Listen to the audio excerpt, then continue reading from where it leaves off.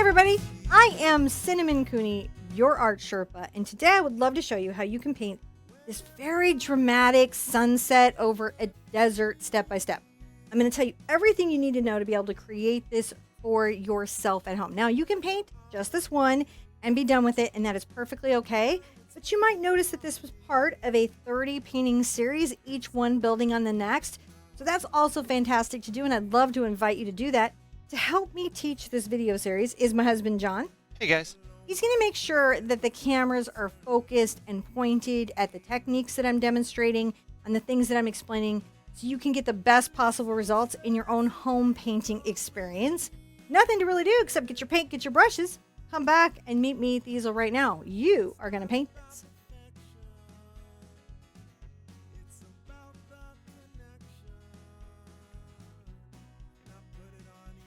Today's color palette is Dioxazine Purple, Quinacridone Magenta, Cad Red Medium, Cad Yellow Medium, Phthalo Blue, Mars Black, and Titanium White. Now to begin this out, we're going to paint the entire surface with Quinacridone Magenta, so just all pure pink. I'm going to get my biggest brush, right, make quick work of this, and paint everything pink. Remember, if you're painting a nice big canvas like I am, that it's a good idea to paint the sides now and make sure everything is dry before we begin gridding. So as soon as that is completely dry, you can begin the gridding process. Now, for this particular one, what I'll say is sometimes when we're doing a big sky, it feels like gridding isn't necessary, but I actually think it's going to help you see the shape and form of the cloud. So let's go ahead and take that step. Basically what I do is I take a T-square ruler and every 1 inch I make a little mark with my chalk up and down. I then do this vertically and horizontally, and what that does is creates a 1 inch by 1 inch grid. Now, once you have your 1 inch by 1 inch grid, you're going to number the top 1 through 8 and number the side left going from top to bottom 1 through 8 so that it matches your reference if you're doing the gridding process. Now, once you have your entire grid on here with your numbers 1 through 8 across the top and 1 through 8 across the side, you're going to use those, and what you do is you draw just what you see in a square. So if I'm here in square 7 and I notice the mountain starts right about here in that square and then comes through here underneath and then up, I just use these and I only draw the square. That's it, nothing more. So let's do that for this whole piece. So you can see I even use some of these contour lines to represent my clouds. And if you've been really having trouble seeing cloud shapes, this is a great opportunity to use the gridding method to show you how cloud structure is formed. That is step 1. Step 2, John and I are going to come back. Hey, John. Mm-hmm. And we're going to show you guys. Where do you think I go? I don't know where I think you go. You're so quiet. I snuck off and I was playing video games. It was just like so quiet. But step 2. Step 2. Where John will be noisier. I would be noisier.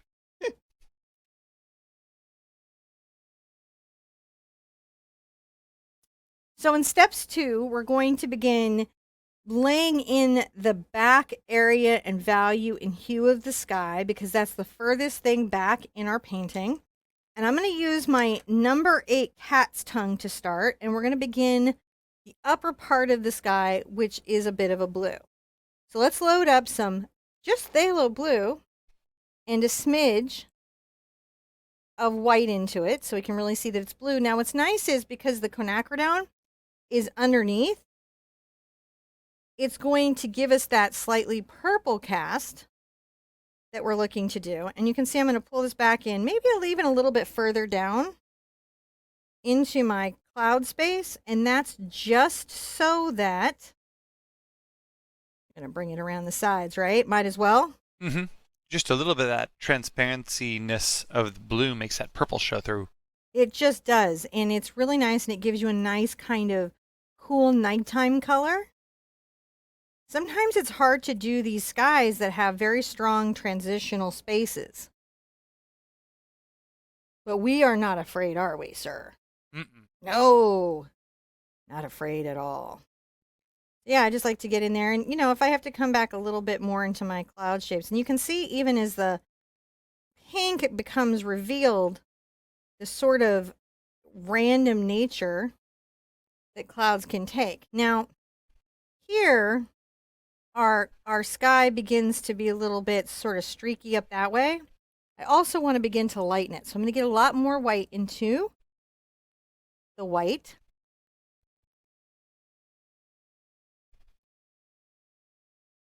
I'm going to pull that in there. Everywhere that I'm going to have this lighter color. And you can see that really pops against the pink, doesn't it? Yeah. All right, to bring this back, if you know you're going to have lots of little airy fairy pinks over it. I don't know why fairies are so airy, probably because they fly. Mm-hmm. Here on the sides. It'd be rough to be the bricky fairy. And come back and kind of make a little half mix between these two. Blending this as we are going. Isn't that awesome? Mm-hmm. And it just gives us that start that we're looking to. You can always take this, like your brush, and very softly dust over. Did you see me doing? Mm-hmm. To soften any lines or hard identifiable edges. And I may even come in, get a little more white on my brush here, and even add extra highlight into that sky where it's a bit whiter and brighter.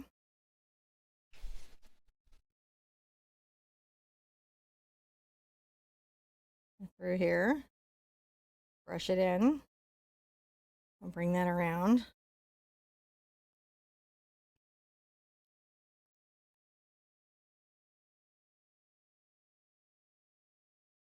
Sort of fun to work this all in here.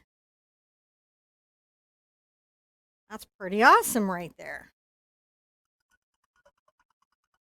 Let's call that, because that was kind of a lot to think about and do. Let's call that step 2. It was a lot to think about and do, John. Mm-hmm. So let's call it step 2. It's a rhyming channel.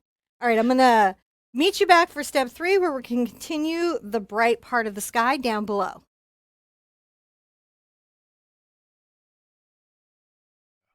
So for step 3, we're going to start the bright part of the sky. And a tip that I want to give you is have a couple things of water.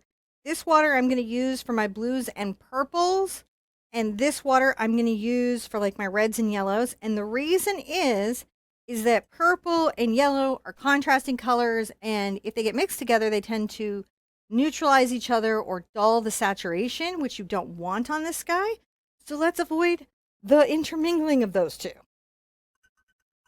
They're like the the Capulets and the Montagues here, but for the purposes of today. Now, just for fun, I'm going to come in and get some pure cad yellow. And right here, I'm going to begin to pull this into my little cloud space. That's still very transparent. It is. Yellow's very transparent. So a lot of the under canvas is showing through, and that's kind of why I picked quinacridone, because I noticed that the sky had a kind of purple undercast, and I noticed that the lower warm part of the sky had an orange undercast, and I realized that the one color that would do both of those things was quinacridone. Mm. So sometimes you will, in a piece, I may paint out these little clouds because it's easy for me to put them back in for me. Huh. You may not feel that they are that easy, but it is easy for me, so I'll put them in. I'm going to peek over your left shoulder there. Here, let me get out of your way. So you can see I'm trying to kind of give us some yellow that our clouds can kind of be peeking through. And then interestingly enough, I'm going to get a lot of white into my brush. Over kind of off the side here, let's add a bit of light yellow sky kind of coming in.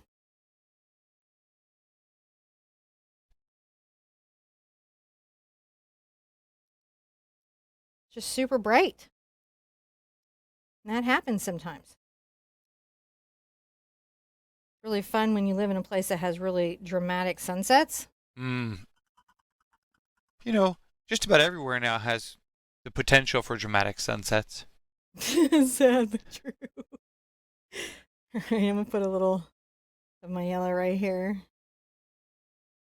It may become yellow and white, just because, a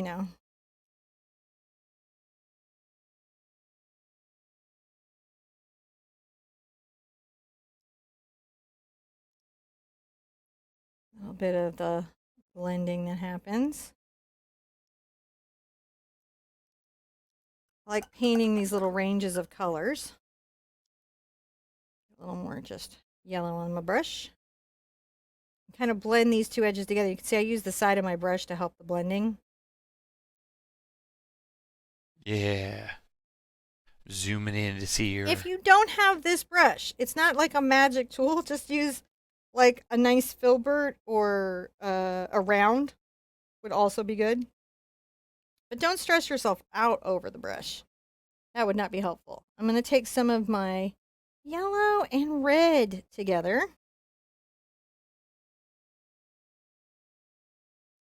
And just sort of blending on the canvas here.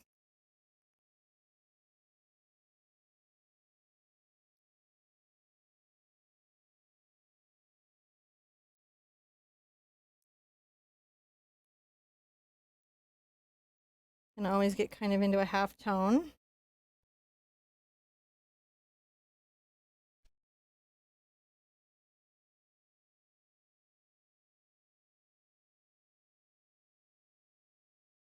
Kind of covering a lot of this idea, this acrylic April, this sort of sky idea. You can see see this little circular motion. And again, it doesn't have to be this exact brush. A filbert can do that. That is like this brush. That's all it is. You're allowed to like a different brush. It's allowed, sir. Hmm. Bring that around. Kind of put this in a bit. And you can see the just peaks of the yellow are kind of showing through here. This is going to be a very dramatic little sky. As I'm coming down, we're going to get a little more of my pure kind of cadmium red and blend it in there. You can see that's quite powerful, isn't it? Mm-hmm. Colors as they play against each other.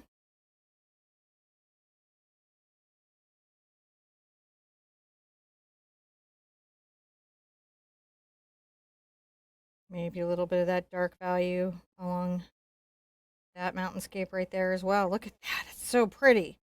Already, I haven't even put in this It part of the really is clouds super yet. sharp, yeah. Are you loving it? I love it. I'm loving it. I hope you're loving yours at home.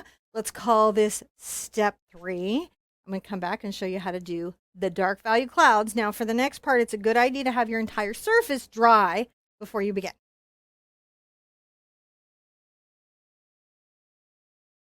So for the next part, we're going to start putting in the very deep, dark clouds. Now, just to understand what's happening here, in a sunset, the light source is low, and clouds actually do block light. It's how we see them.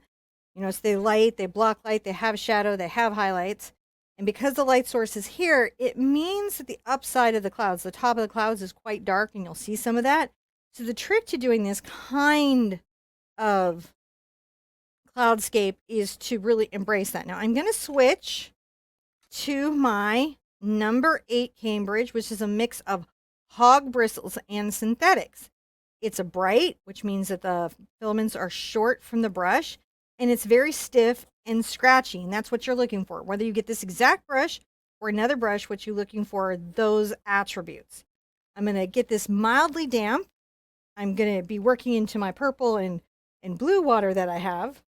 And we're going to start with just a little mix of dioxazine purple and quinacridone magenta. And on the corner of my brush, you can see me sort of scumbling here, as you do. And some of the pink is going to show through this, and that's something that we want, just so you know. These are things that help us kind of do what we're doing. I'm going to bring some of that up there.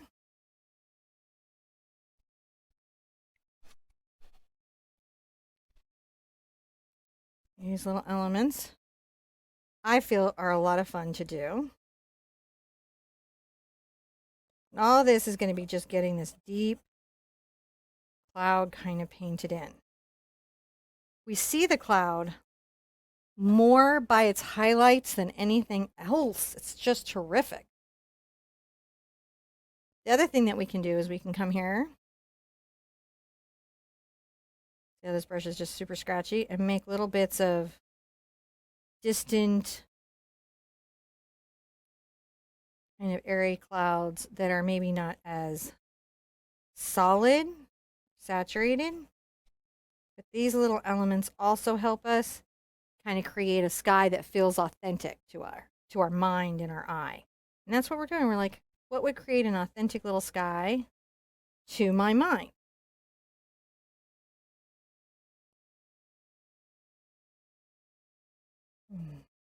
Continue that on.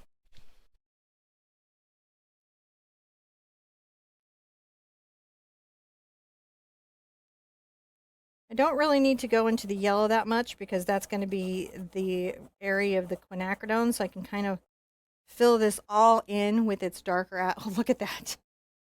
I already love it. Oh, it makes me happy.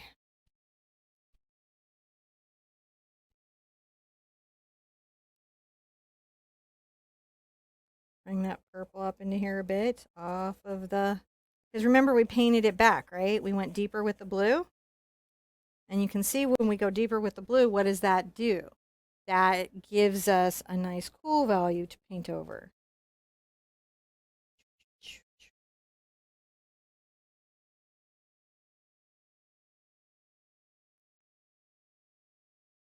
I like the little wiggly bit, wiggly of the brush.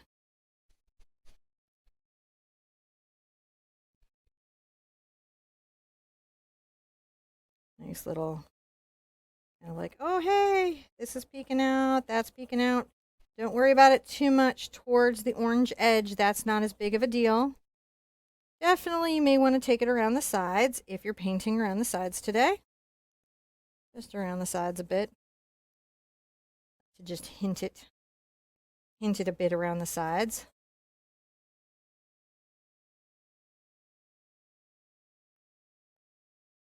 Come back with maybe a little more, and you can see I'm just deepening that. Everything will pop once the quinacridone gets involved. That's when it gets real fun. I mean, it just almost feels black, doesn't it? Mm-hmm. It's not, though. In our mind, it knows the difference. It really, truly does. And so, and you see that just the way that light casts through, so exciting, so amazing. Rinse out very thoroughly, and we're going to do a couple of things. Now, down low here, there are some clouds that are a mix of our dioxazine and our quinacridone. Weird mix, I know, but that's what they are. So we're going to come down here, wiggling kind of back and forth. See, making those little wispies? Mm-hmm. These are bits of atmospheric drama, right, that create a little bit of tonality we need to be aware of and be respectful of. They're not too bright. They're a little bit translucent, and but they reflect what's around them. Rinsing that out. My next suggestion is to use a round. And the reason I would suggest to use a round is this type of cloud is very clear in its form. It's not wispy. It's not airy. It has, shapes. A lot of times when people try to paint this type of cloud, they paint a cotton ball. But we're going to just come across. And yeah, this actually is with our purple. And I'll add a little line here. Interesting, right? My little lines. Now I'm going to take this little brush. And look at that. Wiggling that up and down, making. Oh, wow. A little distant. Floaters. Very backlit. Very dark in this sky.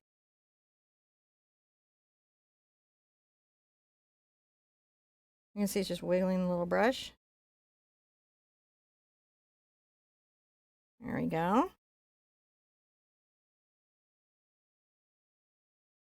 Pretty nice. Little water in there.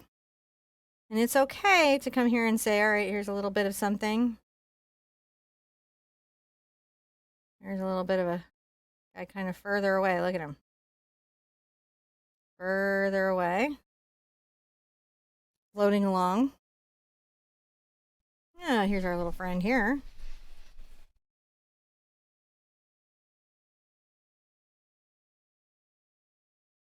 So these clouds tend to be flat-ish on the bottom. And we'll sometimes see them in perspective going somewhere. You know, you'll catch them sometimes in the desert. There's a real fun one over here I want to do. You know, just to create a little bit of personality. Along here and say, oh, maybe this has got to step down. Because the way the wind currents are.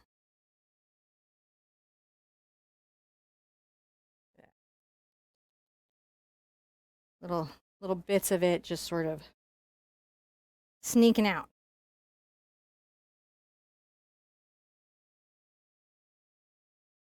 Wiggle this back and forth to your implication of some stronger ones. And that is everything that we're doing on step 4.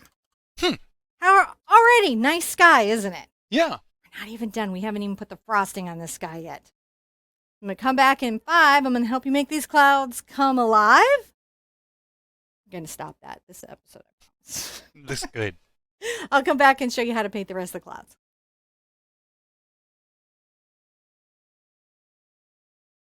So in step 5, we're going to be working our quinacridone, our cad red, our cad yellow a little bit, and a small amount of white. But mostly it's kind of just between those. First, let's get a little of our cadmium red and quinacridone magenta mixed together. More to the quinacridone, I would say. So you can see I'm doing that a lot stronger. Get a smidge of white into this game. I'm using my number 8 Cambridge. My hog bristle, right? Mm-hmm. Coming here. Whoop, hold on, where you go? You're up Right high. here. Shh, on. You'll be doing a lot of these still There we go. airy-fairy, light and fluffy cloud movements. This has an interesting value and tone to it, doesn't it? Come here and wiggle a little bit. The brush does so much of the work for us, and we should always, you know, kind of lean into that where we can. Where we can. Not always possible, but where it is possible, it's a wonderful thing. And see, it's just sort of wiggly wiggles. Mm-hmm. Sometimes you got to wiggle the wiggles.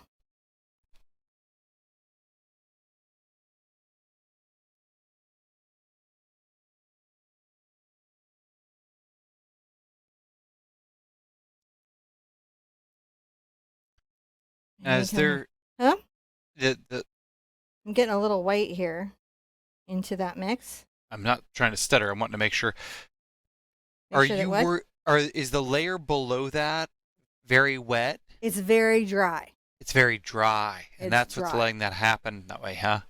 It needs to be dry. Because it was really hard to tell if it's picking up the No, blow. it's just transparent, so it's kind of glazing and Ah. showing through, but it doesn't pick up anything what's underneath. That's really cool. It is kind of cool. Let me get a little more white. So I'm making just some light bits that happen. Not too much.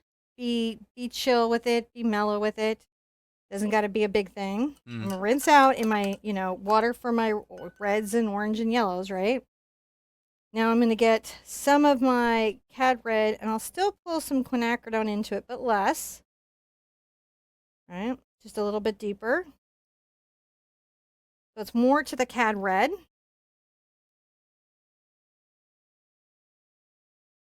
going to start to work that in, and can see that I'm using that corner of that brush. Learning how to control the corner of a hog brush.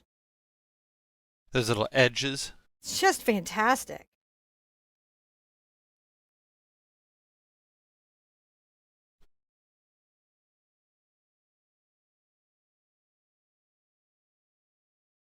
There.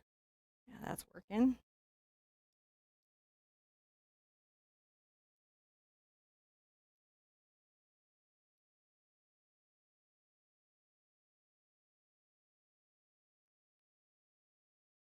Just kind of.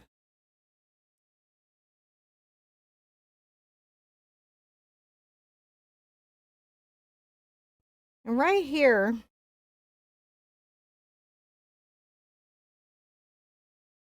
you can see we can be very playful with that range of color.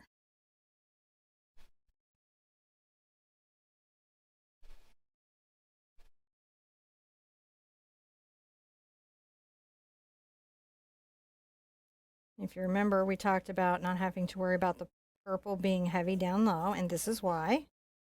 It'd be heavier into my red values. Simple, happy, fun. Simple, happy, fun. It is fun and happy, in my opinion.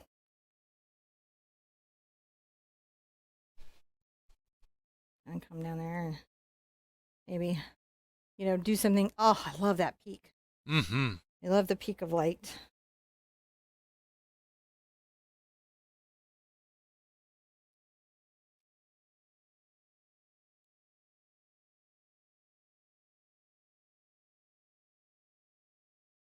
I never know when you're using the monitor. Oh yeah, sometimes I use the monitor. If you're very familiar, if you haven't been here before, you just got sucked into doing acrylic April by a friend or something. By the way, hi, welcome. You have a very good friend who loves you super much. Who's probably now looking at you beaming, going, "I told you I loved you." Mm. But I sometimes use the monitor as an alternative way of stepping back Yeah. and evaluating. Now, the next step of this super fun step is pure cad red and some cad yellow.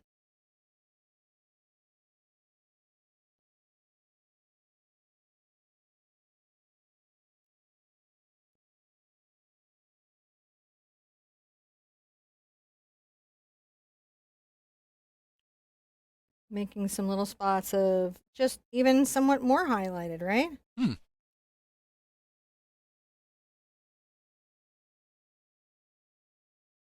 Just a few places as we're being playful.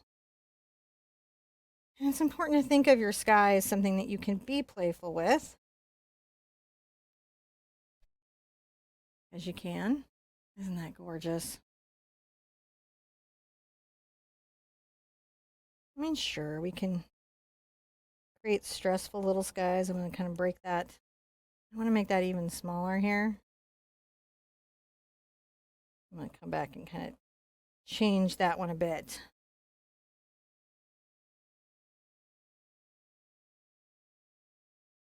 Yeah. There you go. Rinse out.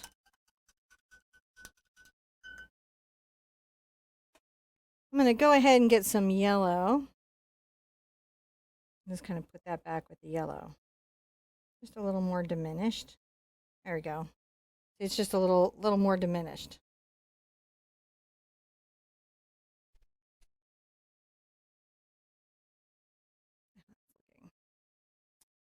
Oh, super nice.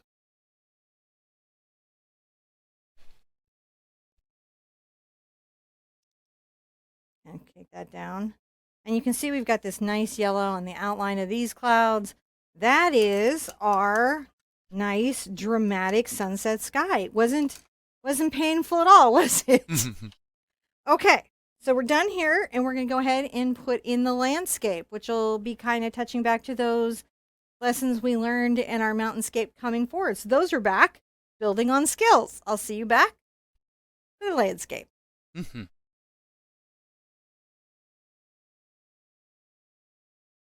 On this landscape, we want to put some further back mountains, some stuff coming forward, and then little bits of low, like trees and elements of naturalness. I'm going to start with my number 4 round, and I'm going to take a little of my purple out, a little bit, and I'm going to mix into some cad red and even a little of my cad yellow. And remember we said it grays it?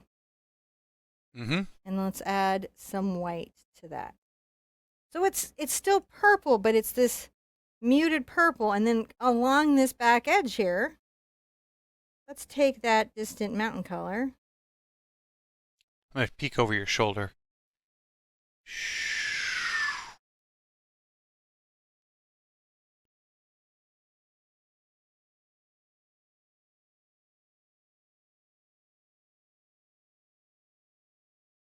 That's a light, faraway mountain, isn't it? Mm-hmm.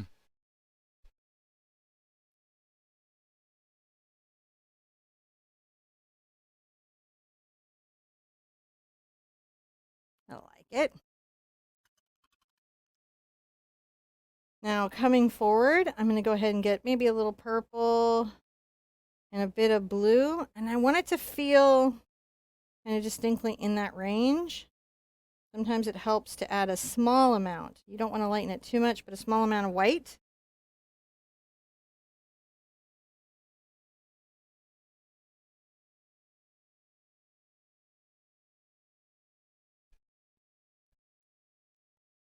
Just paint all that in.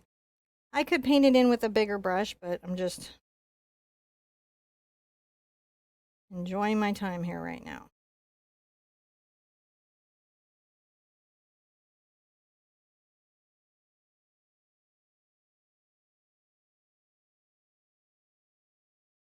What I'm going to be doing to the top is just making sure my landscape feels uneven and that it has terrain.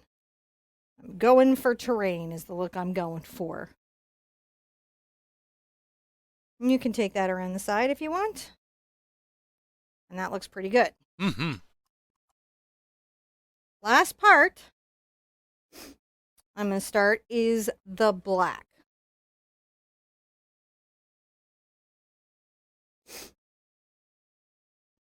I'm thinning my black with water, and you can see me swirling it with the brush, and that's just so I'm improving the flow. Anything we painted out, we'll go ahead and put back now.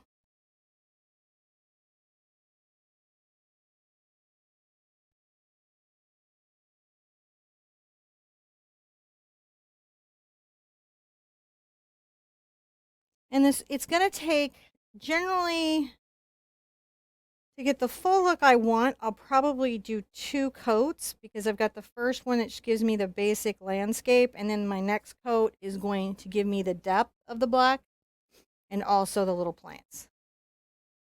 Let's get this painted in.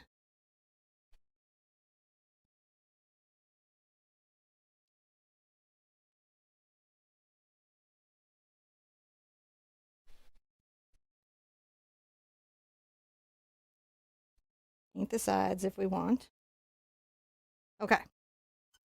So what I would say do here is dry it, and when we come back, I'll show you how to give it the little bits of landscape that make it feel like a low landscape, far, far away.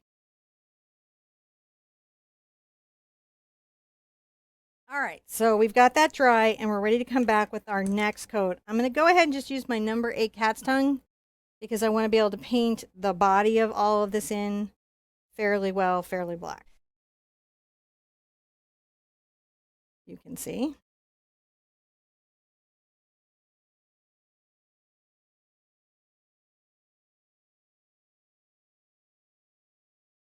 Give that nice, super dark look.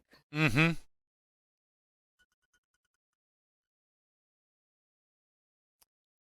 Now, along here,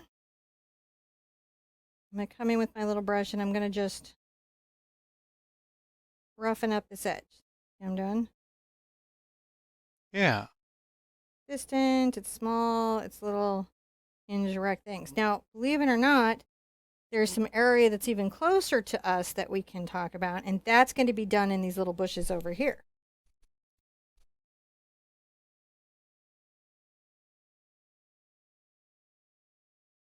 Where I start to roughen up this part of the line and create little upward scragglers.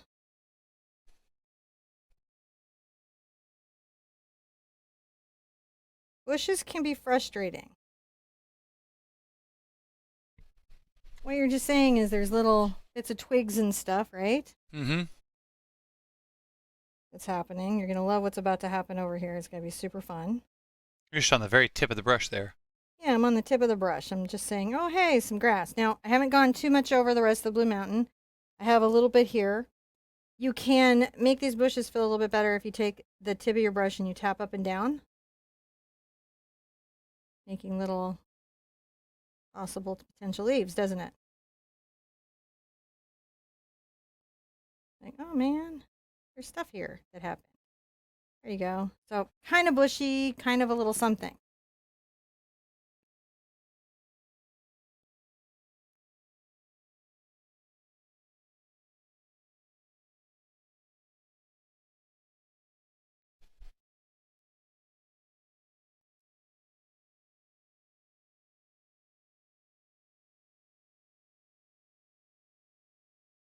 And then we're going to give it a little bit of some desert cactus.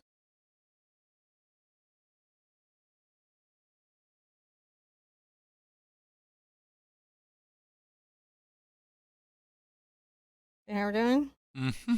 A little bit. That happened over at the side. It just gives us a small amount of interest in what could be going on over here.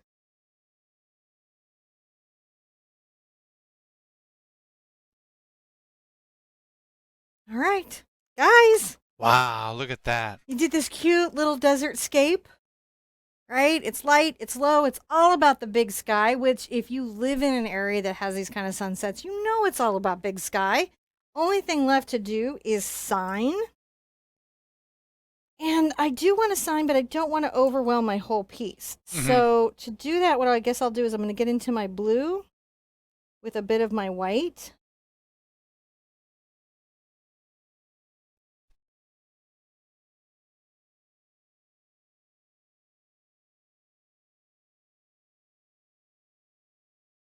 There we go. Now, if ever you want to sign on the edge of one of these deep canvases, you can totally do that so you don't disrupt any of the front of your image. It's completely fine. That was a lot of fun, and I really appreciated your time and creativity today. Thank you for spending that with me. I hope you love learning about how these clouds are constructed. Maybe it demystified some of this and made them feel a little more easy for you, which is definitely my dearest hope. Now, as I mentioned at the beginning, this is part of a multi-video series, and I would love to invite you to come back and do the next video in our series, this wonderful raccoon. He's super fluffy, he has cheerful yellow flowers around him, and I think you're really going to enjoy him. Be good to yourself, be good to each other, and I want to see you at an easel really soon. Bye-bye!